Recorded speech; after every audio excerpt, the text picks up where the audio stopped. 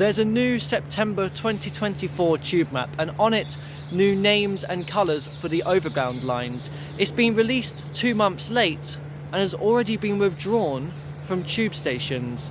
We've got a lot to discuss. Now, usually in my videos I'm outside doing a walk somewhere, so I thought I'd keep up that theme and do this video outside. And to tell the story of the new Overground lines, we got to head back in time, because this is something that they've been talking about doing for quite some time now. It was a pledge by the mayor during his electoral campaign in 2021, and it suspiciously went quiet until the build-up to the 2024 electoral campaign. Funny how that works. When the new names and colours for the lines were announced, and it was revealed that it was going to happen in autumn 2024. Autumn came and TfL was hit by a massive cyber attack, which they're only now recovering from. Somebody filed a Freedom of Information request asking TfL when the next new tube map was going to come out, and they responded with 23rd of September 2024. That day came, that day went, and there was no new tube map.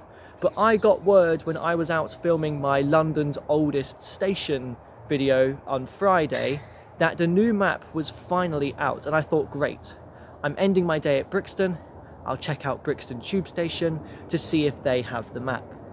Brixton Tube Station did not have the map. I went to various stations afterwards because I'd hit the cap for the day. I wasn't going to get charged any more money for any more journeys which I made.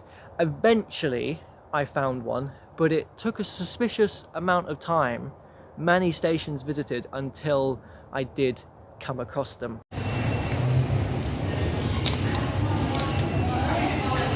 And here the map is. You know, it's a shame that I didn't get it from Brixton, because it's featured on the cover, which, by the way, is a selection of maquettes, seat fabrics, some of them old, some of them new, like the Elizabeth line, which you might recognise. We'll also disclaim that I'm a bit of a tube map collector. I've got many of these going back many years. I always pick up quite a few when a new one comes out to add to the collection. And I realised with this one that there's actually 2 different variants. Just like the December 2023 one, which came before, there are 2 different back advertisements for this map. One for Santander Cycles, another for TfL Go. So for a collector, to be a completionist, you do want both versions of these. However, there seems to be a problem with this map. People picked up on this straight away, and TfL have recalled these maps from tube stations because there's a typo on it. That typo is there's no line after Mildmay.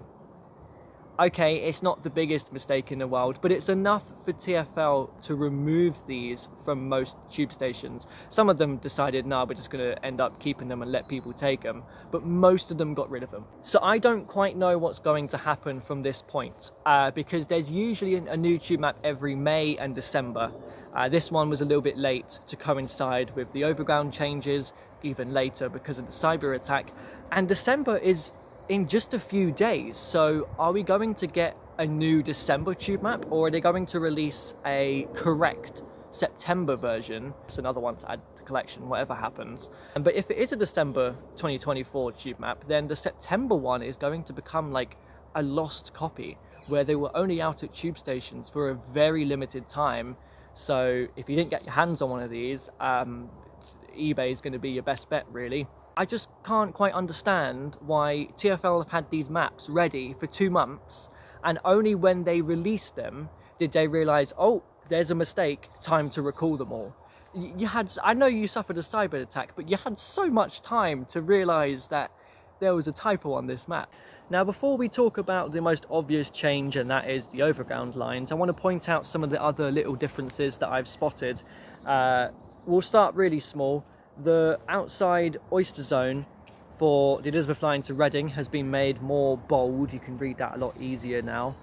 Boat symbols have arrived at West Silvertown and Pontoon Dock stations for the first time, but there's no physical connection over to the River Thames like at some of the other stations. There's a bunch of Thameslink stations which have gained step-free access for the first time, such as Streatham, Catford, Pettswood, St Mary Cray and Plumstead. Waterloo East is finally showing as a connection again at Southwark for the first time in many years. Kentish Town Station is still closed until the end of the year, and Colindale Station is also now closed, but that seems like it's going to reopen next month in December. So they're going to have to bring a new map out to show Colindale reopening, right? So what are the new 6 names and colours for the Overground lines then, and why is this happening? Well, I should first of all point out that this was met with a lot of controversy. The first big one is to do with the price tag. It was announced that it would cost about £6 million to rename the Overground lines, and everyone had a go at how much money that is. But if we really put it into perspective, to them that's really not a whole lot if we think about it. TfL themselves are a non-profit organisation, which means all of the money that they make from fares goes straight back into running and improving the services, and with millions of people using TfL services every single week, they make that money back like that, probably in a day, to be honest. That $6 million, by the way, has to go towards various things, signage, announcements, putting it into the database and the systems and all that, the maps as well. You could argue though, with that $6 million price tag,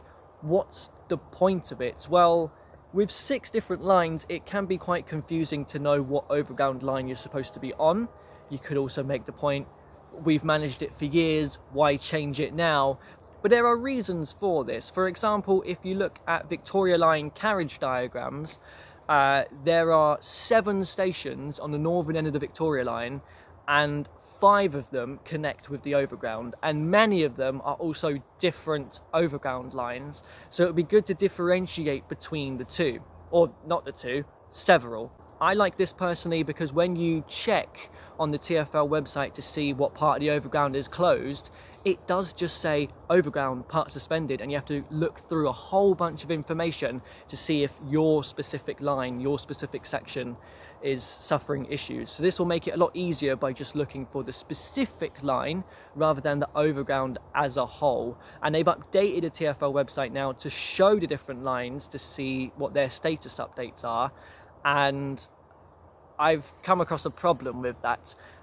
They alphabetize them, and the colours they've chosen clash a lot with underground lines of similar colours. I feel like on the TfL website they should have the underground lines at the top, and then later down on the page they should have the other modes like the Overground lines, Elizabeth Line, DLR and whatnot. The other big controversy surrounding the Overground lines is the names that were chosen, and I'll read them all out. They are Liberty Line, Lioness Line, Mildmay, no line apparently according to the map, Suffragette Line, Weaver Line and Windrush Line. Let's discuss them.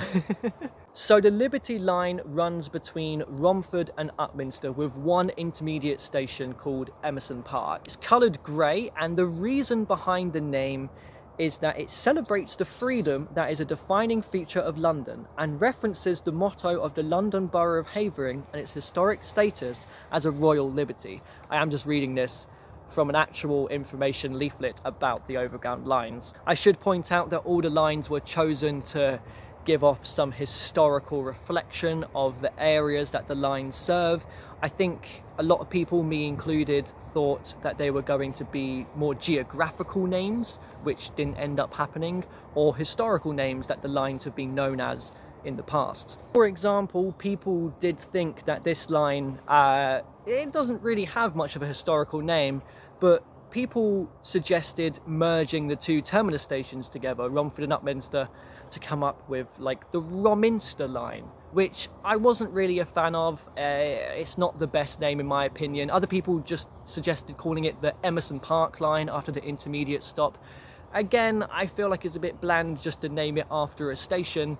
I probably would have went with Havering Line because it serves the London Borough of Havering. I just knew the reference to Liberty from the Liberty Shopping Centre in Romford. There's also a Mercury shopping centre, so we could have had Mercury Line, which I think would have been quite good. Next up we have the Lioness line. It's another one that starts with L.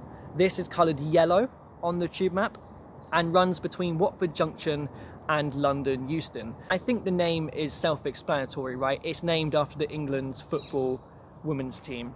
It runs by Wembley as well, so there's an understanding there of why they've called it the Lioness line. Historic names for this line is Watford DC. It serves Watford. It uses DC traction to power the line. It's a bit of a boring one. I probably wouldn't have went with that personally. Another suggestion people had was Harlequin line. That is an historic name for that railway. Network South East used it, I believe. It's kind of a merge of different stations on that line. So you have Harlesden and Queen's Park, or it could be Harrow, Willesden and Queen's Park make up Harlequin. I would have went with Harlequin. It also shares a lot of track with the Bakerloo, which in and itself is a merging of two station names to form that line, Baker Street and Waterloo, Bakerloo. Next up you have the Mildmay line. This is the one from Richmond and Clapham Junction to Stratford and is coloured blue on the map. Now when they promoted the new lines, they produced a map which was wrong. They showed the line going from Richmond to Stratford and Clapham Junction, not Richmond and Clapham Junction to Stratford. This line is named after the Mildmay Hospital in Shoreditch, which in the 1980s played a pivotal role in the HIV/AIDS crisis. But this line doesn't quite go anywhere near Shoreditch, and in fact there's two other overground lines which go closer to it. So why do they call it Mildmay? When I first heard the line, I thought, oh, this one actually is a reference to a geographical location because it passes through a place called Mildmay Park. And in fact, there was a disused station on that line called Mildmay Park, but that's just not what they've gone with. Historically, this line has been known for many years, actually since it first opened. It was the North London Railway and was known as the North London Line. I think everyone assumed that it would go back and be called the North London Line. All change for London Underground, Central and Jubilee lines, Elizabeth Line, London Overground, North London Line, National Rail and local bus services. Next up you have the Suffragette line, which runs from Gospel Oak to Barking Riverside and is coloured green on the tube map.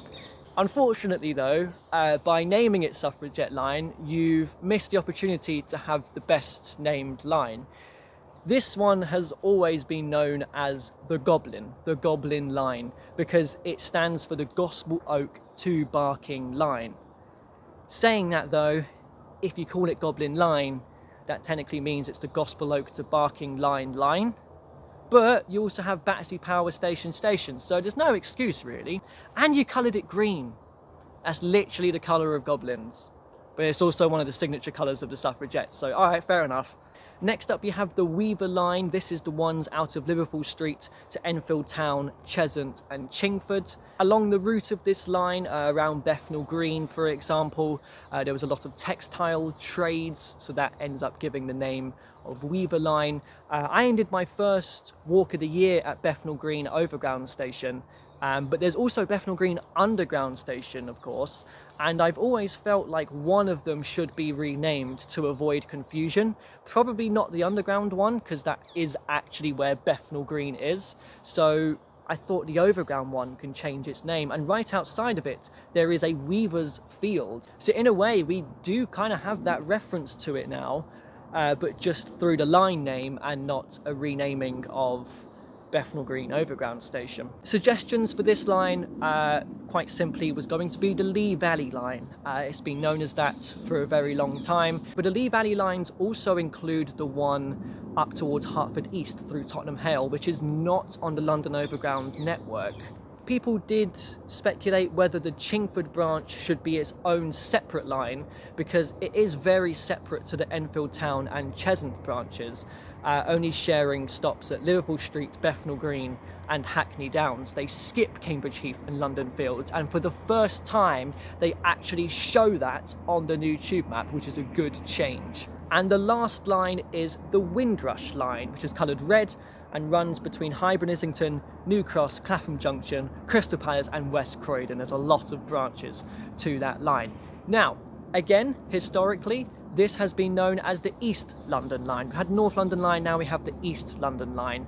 It was a tube line back when it ran between Shoreditch and New Cross Gate, and was coloured orange. Interestingly, not a single London Overground line is still coloured orange. Again, a lot of people assumed that they would use this historic geographical name of East London line and would keep the orange colour, but they didn't. And I don't quite understand why. There's not really a reason not to use the orange colour, especially if you're going to complain that you're running out of colours on the tube map. You have a very, very prominent colour which is now noticeably gone from the tube map. Now, if you weren't going to go with geographical names for the new Overground lines, I probably would have called this one the Brunel line, because you have the Brunel tunnel between Wapping and Rotherhithe, which is the first tunnel ever built under a navigable river in the world, the River Thames, and is now used by the railway. It's an historic, important railway tunnel that essentially paved the way to building the London Underground system as we know it today, and yet you've not called it that. You went with Windrush, which, to be fair, very important historical part of our country, the Windrush generation. It's named as such as the line passes through places with strong ties to Windrush communities such as Dalston or Peckham. I'm not someone who thinks they should have just completely scrapped the idea for these new Overground lines. Some of them I don't mind. If I had to rank them, I might go with Mildmay line as my favourite, you know, even though their reasoning for it is quite funny because it doesn't go anywhere near where the hospital was. But I'd maybe go Mildmay, Weaver, Liberty, Lioness, Windrush, Suffragette. I'm not upset that they've went with more of a historical nod rather than a geographical one, but some of them I feel still could have been quite different. I mean, you had Goblin line. Where's the Goblin line? My thought though is there's a proposed new Overground line coming, which has just been nicknamed the West London Orbital. If we went with geographical names, West London line is probably what it would have been, but it's not going to be that. So what will that line be called? It's going to run from Hendon and Cricklewood through Harlesden and out towards Hounslow. Anyone have any suggestions for what that line could be called? And also, what colour are you going to go for? Because apparently you don't want to go for orange, because why? Also, TfL have been thinking about taking over other suburban rail lines in London for quite some time. If they ever take over C2C, for example, I feel like that would have been the perfect opportunity to have called it the Windrush line, because it would head out towards Tilbury, where the Empire Windrush boat docked. What could that be instead? Estuary line? Goes out and follows the River Thames estuary. The fact that none of the lines are coloured orange are an interesting one, because you have the Elizabeth line, which is coloured purple, and they have the specific purple roundels, like how the London Overground has the specific orange roundels, even though now none of the lines are coloured orange. So when Crossrail 2 comes along, what mode is that going to fall under? Because Crossrail is not the mode is the Elizabeth line, and the Elizabeth line's brand is purple. So is Crossrail 2 going to have purple roundels as well, or is it going to have ones which are specific to that line colour, which is proposed to be lime green? Crossrail 2, which is going to have an entirely different line name as well, is going to fall under the brand of Elizabeth line. How is that going to end up working? Because then if you have different coloured roundels and you have a different name for it, essentially you're going to have the mode of London Underground, London Overground, Elizabeth line, and then Crossrail 2, even though Crossrail 2 really should fall under the Elizabeth line mode, but it's not called Crossrail. Now, the choices for the names of the lines are an interesting one, so are the colours, but I can't help but feel they weren't picked the best way. I mean, of course, there's no orange one, but there are some clashes on the map because of the limited colours. So, for example, Barking, there's a clash of greens there now. Highbury and Islington, there's a clash of 3 different blues there. And because you've not coloured the East London line orange, you have a lot of red and purpley colours merging around the Shoreditch area. There is a way with the 6 new colours where you could have chosen them in a way where there are no clashes on the map. You might have to change one of the signature colours of the suffragette line though, for it to not be green. But ultimately, it's happened. There's not much we can do about it. It's interesting if people are going to use the names of the lines, because I remember when Crossrail was renamed to Elizabeth Line, everyone was like, oh, I'm not going to call it that, I'm always going to call it Crossrail. Who actually calls it Crossrail? Everyone I talk to always calls it the Elizabeth Line or Lizzie Line. Will any of the others get nicknames like that? I've seen people say the suffragette line is just going to get called the suffering line if there's any delays on it. Oh dear. I worry that I am going to end up calling the lines by their new names, even though when I talk about the individual lines, I always use the historic ones like North London Line, East London Line. Is that going to change, or will I use the new names? I don't know. Maybe. I just might always call the suffragette the Goblin though. But I'm interested to see what you lot think about the new names and colours. Are you going to use them yourself? Do you think it's a waste? Was it worth it? Do you have the map which has the typo? It's always interesting to see London get completely redefined, and it's all down to how this map looks. I remember when the Elizabeth Line went on it for the first time, that completely transformed London, and now we have a bunch more Overground identities, but none of them are orange.